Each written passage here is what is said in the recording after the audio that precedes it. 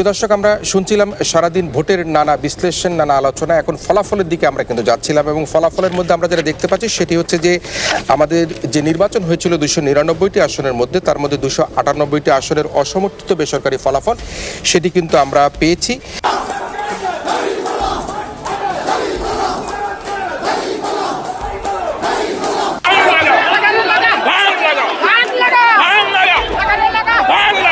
আমি আজকের এই নির্বাচন বর্জন করলাম।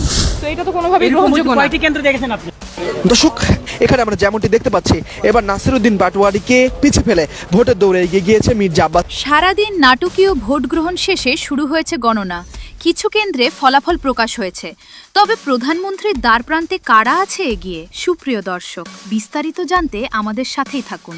সারাদিনের ভোট কারচুপি, ভুয়া ব্যালট পেপার, রাতের ভোট থেকে বলা যায় কিছু স্থানে ভোট চুরি হয়েছে, যার প্রেক্ষিতে ফলাফল ঘোষণার আগেই নির্বাচন প্রত্যাখ্যান করেছেন বহু প্রার্থী। বিএনপি সমর্থিত গণ অধিকার পরিষদের ডাক প্রতীকের পক্ষ থেকে আমি আজকের এই নির্বাচন বর্জন করলাম। অনিয়ম হয়েছে, ভোট কারচুপি করা হয়েছে, ব্যালট বাক্স ছিনতাই করা হয়েছে, আমাদের এজেন্ট বার করে দেওয়া হয়েছে এবং অনেককে রক্তাক্ত করা হয়েছে। তবে কিছু জেলায় বিপুল ভোটে জয়ী হয়েছে বিএনপি।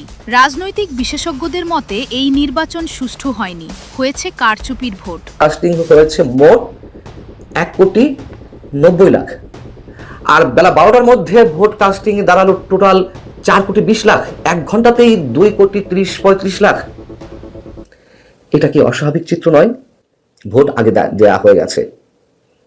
গোপন কক্ষে একাধিক জায়গায়, একাধিক বলতে 1, 2, 3 জায়গা বোঝায়, অনেক জায়গায় গোপন কক্ষে 4 জন 5 জন মিলে, কোথাও নারীরা একসঙ্গে ভোট দিচ্ছে, কোথাও পুরুষরা একসঙ্গে মিলেমিশে ভোট দিচ্ছে গোপন কক্ষে।